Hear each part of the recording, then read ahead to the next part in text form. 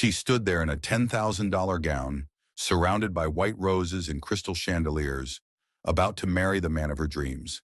And then she whispered 5 words that turned the entire ceremony into chaos. "I know what you did." What could make a woman stop her own wedding in front of 300 guests, cameras flashing, families watching, with the whole world waiting for her to say, "I do"? What secret was so devastating that it shattered a fairy tale in seconds? This is the story of Caroline Mitchell, and the moment she discovered that the man she loved had been living a lie from the very first day they met. Before we get into this story, let us know in the comments what state you're watching from. We'd love to hear from you. And don't forget to click on the subscribe button so you never miss any of our upcoming videos. Caroline Mitchell was 28 years old when her life changed forever. She had built her own marketing firm from the ground up, working 16-hour days, sleeping in her office during those early years when every client mattered. Her father had passed away when she was 19, leaving her mother to raise 3 kids alone. Caroline became the backbone of her family, the one everyone leaned on when things got tough. She learned early that people would take from you if you let them, so she built walls. High ones. She dated occasionally but never seriously. Trust was a currency she couldn't afford to spend recklessly. Her friends called her guarded. Her mother called her wise. Caroline called it survival. Then she met David Hart at a charity fundraiser on a rainy October evening, and for the first time in years, those walls started to crack. David was different from the start. He didn't approach her with rehearsed pickup lines or try to impress her with accomplishments. He asked her about the work she did, listened when she spoke, remembered the details she shared. He was a financial consultant, he said, working with small businesses to help them grow. He talked about his modest upbringing in a small town in Ohio, how his parents had worked factory jobs to put him through college, how he wanted to give back now that he had made something of himself. Caroline found herself drawn to his humility, his kindness, the way he made her laugh after long, exhausting days. Their first date lasted 6 hours. They sat in a diner until 2 in the morning, talking about everything from childhood dreams to fears about the future. For the first time in her adult life, Caroline felt like someone truly saw her, not just the successful businesswoman or the dependable daughter, but the person underneath all of that. Their relationship moved quickly but felt natural. David integrated seamlessly into her life, meeting her family within the first 2 months, showing up at her office with coffee when she worked late, supporting her during stressful client meetings. Her mother adored him. Her younger siblings thought he was the coolest guy Caroline had ever dated. Even her closest friends, who had watched her keep men at arm's length for years, said she seemed happier than they had ever seen her. David proposed on the beach during a weekend getaway, getting down on one knee as the sun set over the water. Caroline said yes without hesitation. The engagement period was a whirlwind of wedding planning, venue tours, dress fittings, endless decisions about flowers and seating arrangements. David was involved in every step, excited about building their future together. They talked about buying a house, maybe starting a family in a few years once Caroline's business was more established. Everything felt right. Everything felt perfect. And then came the phone call that would unravel it all.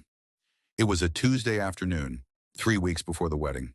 Caroline was at her office reviewing final preparations for a major client presentation when her phone rang from an unknown number. She almost didn't answer, but something made her pick up. The voice on the other end was a woman, shaking, desperate. "Please don't hang up," the woman said. "My name is Jennifer. You don't know me, but I need to tell you something about David Hart." Caroline's first instinct was to disconnect. Crazy ex-girlfriend, she thought. Someone trying to cause problems. But the woman continued, her voice breaking. "I was engaged to him 2 years ago. He told me the same stories he probably told you. About Ohio, about his parents, about wanting to build a life together. None of it was true." Caroline felt her stomach tighten. "I think you have the wrong person," she said, but her voice wavered. Jennifer kept talking. "He has a pattern. He finds successful women, women with money or businesses, and he creates this perfect persona. He makes you feel special, makes you trust him, and then when he has access to what he needs, he disappears." Caroline wanted to scream at this stranger to stop, to leave her alone. But something in the woman's voice made her listen. Jennifer described details that made Caroline's blood run cold. The charity fundraiser where they met, the diner on the first date, even the beach proposal, right down to the exact words David had used. "How do you know all this?" Caroline whispered. "Because he did the same thing to me," Jennifer said. "And to at least two other women I've found since. He's not who he says he is. His name isn't even David Hart." The call lasted 11 minutes. When it ended, Caroline sat in her office staring at her phone, her hands trembling. She wanted to dismiss it as lies, jealousy, someone trying to ruin her happiness. But the specifics Jennifer mentioned, things no stranger could know, echoed in her mind. That night when David came over, Caroline watched him differently. She studied his face as he talked about his day, listened more carefully to the stories he told. She asked casual questions about his childhood, his parents, his past. His answers were smooth, consistent with everything he had told her before, but now she wondered if it was all rehearsed, perfected through repetition with other women. She couldn't sleep that night. At 3 in the morning, Carolyn got out of bed and opened her laptop. She started searching. David Hart, financial consultant, Ohio. David Hart, small business advisor. David Hart, charity events. Nothing came up that matched the man she was engaged to. She tried variations of his name, different cities, different professional descriptions. Still nothing. It was as if he didn't exist online beyond a basic social media profile that had been created 2 years ago. Right around the time Jennifer said she had been engaged to him. Caroline's heart pounded as she dug deeper. She found Jennifer's profile, saw photos of her with a man who looked exactly like David, dated from 3 years ago. The caption on one photo read, "Finally found my forever person." The comments were full of congratulations, heart emojis, friends celebrating their engagement. Then the photo stopped abruptly. No explanation, no wedding pictures, just silence. Caroline clicked through more profiles following threads, searching for connections. She found another woman, Rebecca, whose timeline showed a similar pattern. Photos with David under a different name, Michael Richardson, dating back 4 years. Engagement announcement. Then nothing. The next morning, Caroline called in sick to work, something she never did. She spent the entire day investigating, making calls, piecing together a timeline that made her physically ill. David Hart, or whatever his real name was, had been doing this for at least 6 years. He targeted women who were financially stable, emotionally vulnerable, looking for connection. He created an entire identity, complete with fabricated backstory, fake credentials, carefully crafted personality. He would date them, propose, gain their trust, and then in the final weeks before the wedding, he would position himself to access bank accounts, business assets, anything of value. Then he would vanish, usually right after draining whatever he could. Jennifer had lost $40,000 from a joint account they had opened for wedding expenses. Rebecca had lost her entire savings and had to declare bankruptcy. There were others, women who had been too humiliated to report what happened, who blamed themselves for being foolish enough to trust him. Caroline felt like she was watching her life from outside her body. Every sweet moment, every intimate conversation, every promise David had made now felt like a calculated move in a long con. She thought about the joint account they had opened last month for their honeymoon fund. She had deposited $15,000.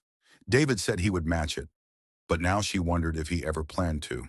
She thought about the business documents he had asked her to show him, casual curiosity about how she had built her company, which she had interpreted as genuine interest.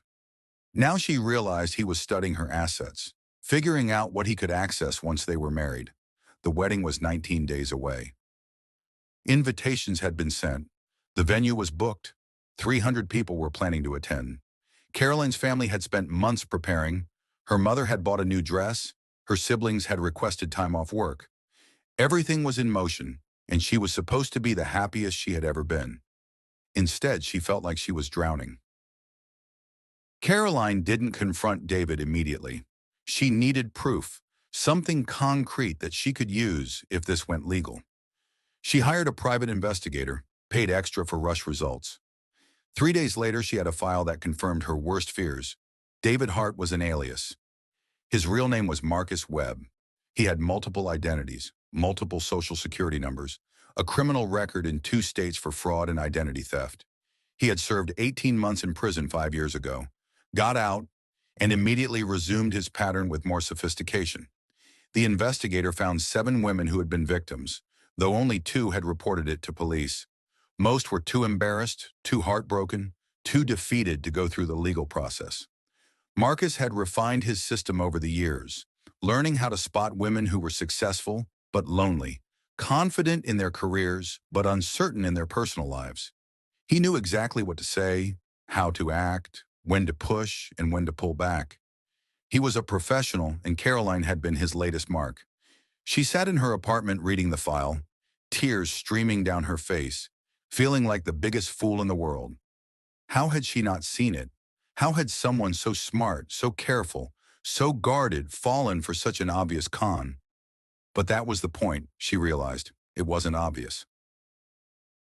Marcus had spent months studying her, learning her vulnerabilities, crafting a version of himself that fit perfectly into the gaps in her life. He had weaponized her loneliness, her desire for connection, her hope that maybe she could have both professional success and personal happiness. And she had believed him because she wanted to, because after years of walls and isolation, she was ready to let someone in. The file contained photos of Marcus with other women, smiling the same smile, using the same gestures, probably telling the same stories. Caroline felt sick looking at them, seeing her own face reflected in their expressions of trust and love. She knew she had to end it, but the thought of calling off the wedding felt impossible. Her mother had already paid for the venue, non-refundable. Friends and family had bought plane tickets, booked hotels. Her younger sister was supposed to be her maid of honor, had already planned the bachelorette party. How could Caroline tell them that the man they had welcomed into their family, the man they had celebrated, was a fraud? How could she explain that she had been so blind, so stupid, so desperate for love that she had ignored every red flag? The shame felt crushing. She imagined the whispers, the pity, the questions about how she could have let this happen. Carolyn had built her entire identity on being smart, capable, in control. This felt like a complete destruction of everything she believed about herself. For 2 days, she couldn't eat. She barely slept. She went through the motions at work, but couldn't focus. David texted her constantly, asking if she was okay, if the wedding stress was getting to her, reminding her how much he loved her. Every message made her want to scream. If you're still watching, drop a comment with, "I'm still here," so we know who's writing this case out with us. Finally, she called Jennifer, the woman who had first warned her. They met at a coffee shop on the outskirts of town where no one would recognize Caroline. Jennifer was 32, with kind eyes and a wariness that Caroline now understood. "I'm sorry," Jennifer said immediately. "I know that call must have been terrible to receive." Caroline shook her head. "You saved me. I just wish I had listened sooner." They talked for 2 hours. Jennifer explained how she had discovered the truth about Marcus, how devastated she had been, how long it took her to rebuild her life and her ability to trust. She had tracked down other victims over the past year, trying to warn women before it was too late. Most didn't believe her. Some got angry, accused her of jealousy or lies. Caroline was only the second person who had actually listened.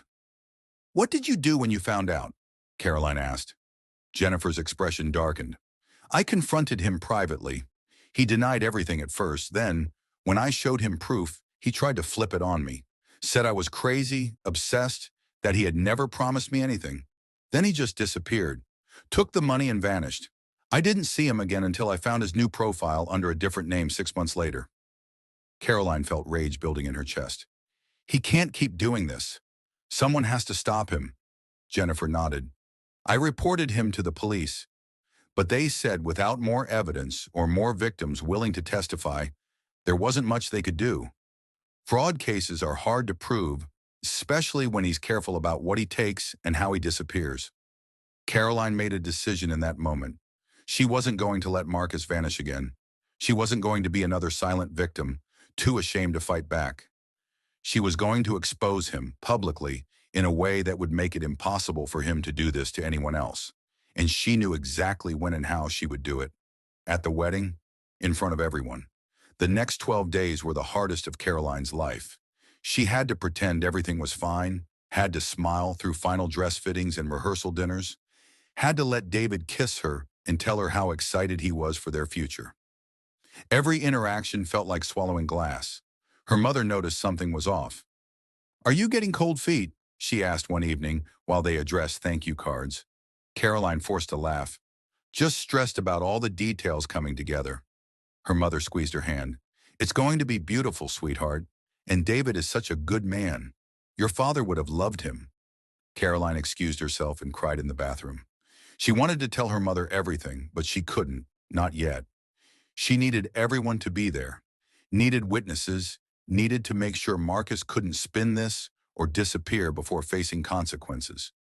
She contacted the private investigator again and asked him to be at the wedding with cameras and the full file of evidence. She reached out to Jennifer and the other victims she had found, invited them to attend. Some were too traumatized to come, but 3 agreed, wanting to see Marcus finally face what he had done. Caroline also contacted a journalist she knew, someone trustworthy who covered fraud and white-collar crime, and gave her the full story on the condition that it wouldn't be published until after the wedding. She wanted everything documented, everything public, no room for Marcus to manipulate the narrative. The night before the wedding, Caroline barely slept. She kept thinking about how different this was supposed to be, how she should be excited and nervous in that giddy way brides are supposed to feel. Instead, she felt like she was preparing for battle. David had texted her goodnight with a heart emoji.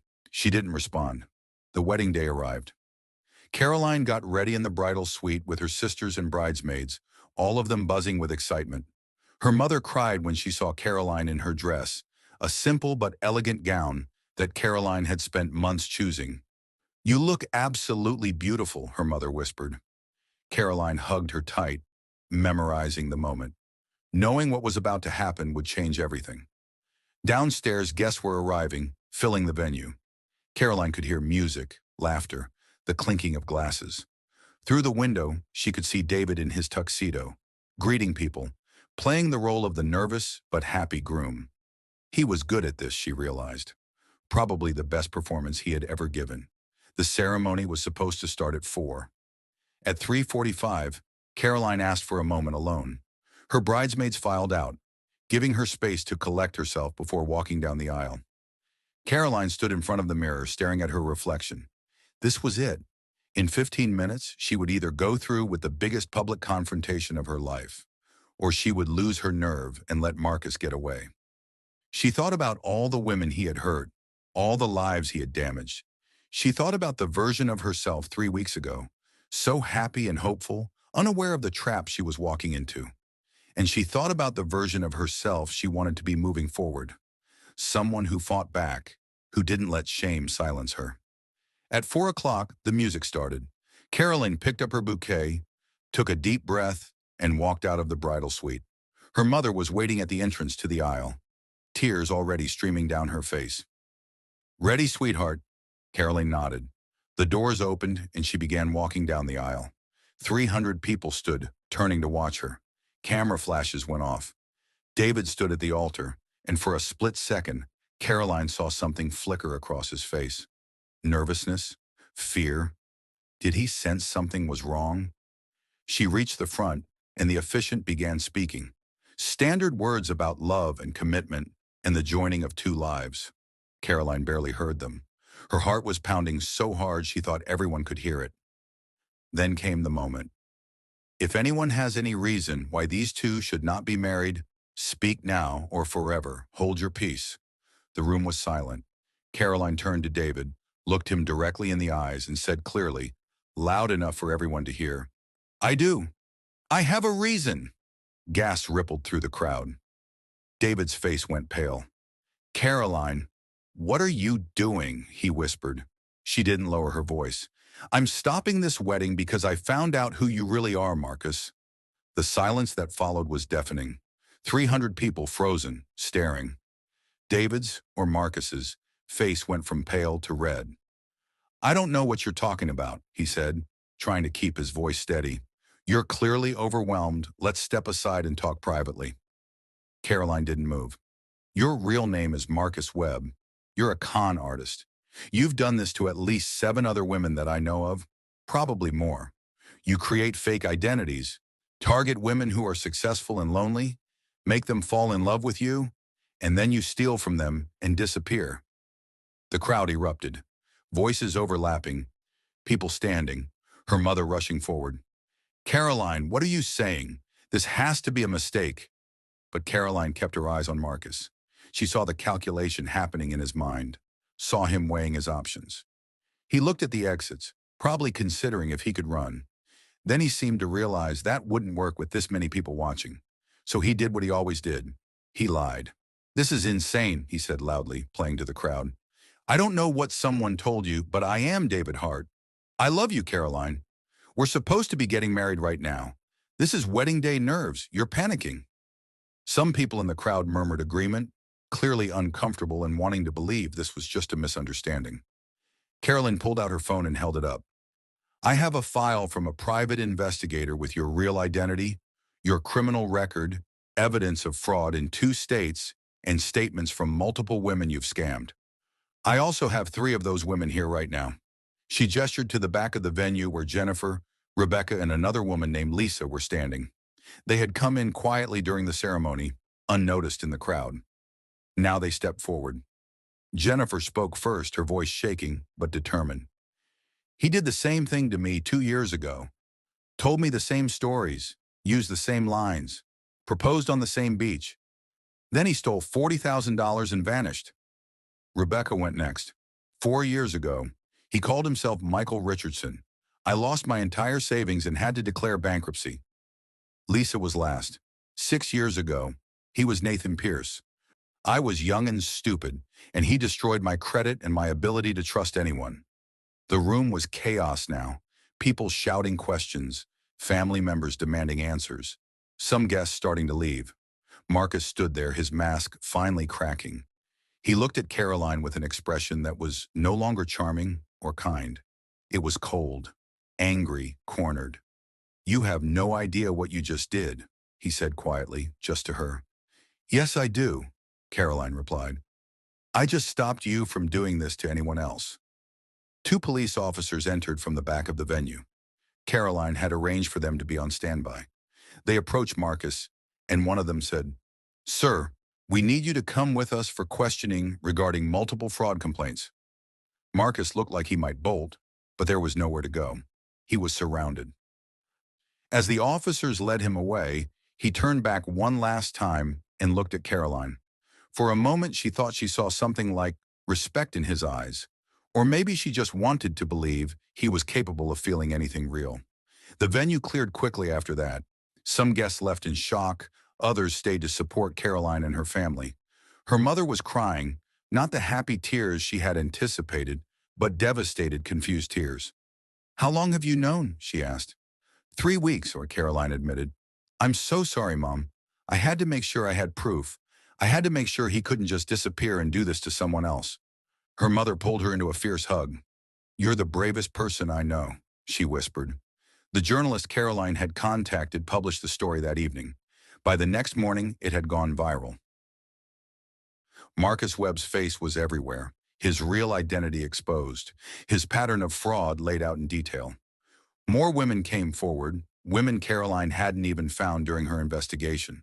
The total number of victims was at least 15, possibly more.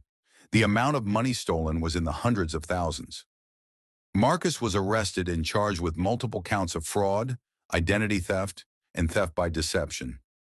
He tried to claim he was innocent, that these women were lying, but the evidence was overwhelming.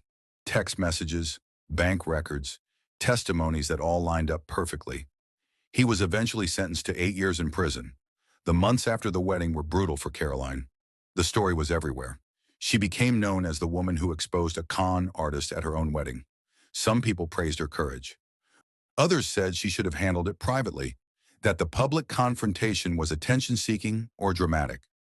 Caroline tried not to read the comments, but it was impossible to avoid completely.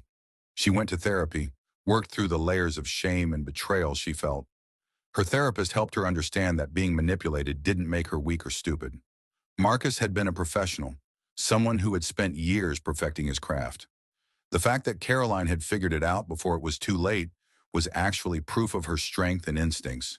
Still, trust felt impossible now. Caroline pulled back from dating entirely, focused on rebuilding her sense of self. Her business thrived, ironically. The publicity from the wedding incident brought her more clients. People who admired her courage and wanted to work with someone that resilient. She donated a portion of her profits to organizations that help fraud victims, wanting to turn her nightmare into something that could help others. A year after the wedding that never was, Caroline was in her office working late when she got an email from an address she didn't recognize. The subject line said simply, "Thank you." She almost deleted it, but something made her open it. The message was from a woman named Amanda. She had been dating someone who called himself Jason Brooks. They were 3 months into a relationship when she saw the article about Marcus Webb. She recognized him from a photo. Jason Brooks was Marcus's latest identity, one he was using even while in prison through letters and phone calls, manipulating women through prison pen pal websites. Amanda had been sending him money, believing his sob story about being wrongfully imprisoned. The article woke her up before she lost more. She ended the relationship, reported the activity to the prison, and started the process of recovering what she had already sent. "You saved me," Amanda's email said. "I thought I was smarter than this, but he was so convincing. If you hadn't gone public, if you hadn't been brave enough to share your story, I would have kept falling for his lies. So thank you. From the bottom of my heart, thank you." Caroline cried reading that email. For the first time since everything happened, she felt like maybe it had been worth it. The humiliation, the public exposure, the months of struggling to rebuild her sense of self. If it stopped even one more person from being victimized, then maybe it mattered. She started hearing from more women, some who had been Marcus's victims, others who had encountered different con artists, but recognized the patterns and got out before it was too late. Caroline realized there was a need for education about romance fraud, for resources to help people spot the warning signs before investing emotionally and financially in someone who was lying. She started a blog, sharing her story in more detail, breaking down the tactics Marcus had used and how they aligned with common fraud patterns. She interviewed other victims, gave them a platform to share their experiences without shame. The blog grew into a nonprofit organization dedicated to educating people about romance scams and providing support for victims. Caroline became a speaker, traveling to conferences and community centers, talking about her experience and what she learned. It was terrifying at first, standing in front of strangers and sharing the most painful period of her life. But the more she did it, the more she realized how many people needed to hear it. 2 years after the wedding, Caroline went on her first date. His name was Ethan, a teacher she met at a community event. He knew her story, everyone did at this point, and he approached her anyway with kindness and transparency. Their first date was coffee, just coffee, and they talked about everything except romance fraud and failed weddings. Ethan made her laugh. He was patient with her walls, understanding when she needed space, consistent in showing up. It took months before Caroline felt ready to trust him, and even then it was terrifying. But slowly, carefully, she started to believe that not everyone was Marcus, that some people were exactly who they said they were, that she deserved happiness and connection, and that what happened to her didn't define her worth or her future. 3 years after the wedding, Caroline's nonprofit had helped hundreds of people identify and escape fraudulent relationships. She had testified before state legislature about the need for better laws protecting romance fraud victims. She had written a book about her experience that became a bestseller, with all proceeds going to victim support services. Caroline never married. She didn't need to. She built a life filled with purpose, community, friendships, family, and eventually a relationship with Ethan that felt healthy and real. She learned that the fairy tale she thought she wanted with Marcus was never real. But the life she built afterward, messy and complicated and honest, was better than any fantasy. She thought sometimes about that moment at the altar, standing in her wedding dress, about to expose Marcus in front of everyone. It was the scariest thing she had ever done, and also the most important, because in that moment she chose herself. She chose truth over comfort, courage over shame, action over silence, and that choice changed everything. So here's the question for you. What would you have done in Caroline's place? If you discovered 3 weeks before your wedding that the person you loved was a fraud, would you have had the courage to stop it so publicly? Or would you have confronted them privately and called it off quietly to avoid the humiliation? Could you have stood at that altar in front of everyone you love and said those words? And if you've ever been manipulated or lied to by someone you trusted, how did you find the strength to walk away? Drop your thoughts in the comments. Let's talk about it. Because stories like Caroline's happen more often than we want to admit, and the more we talk about them, the more we can protect each other from falling into the same traps. If this story moved you or made you think differently about trust in relationships, hit that subscribe button and stay with us. Because if you thought this story was intense, wait until you hear the next one. Sometimes the truth is stranger and more powerful than any fiction. And we're just getting started.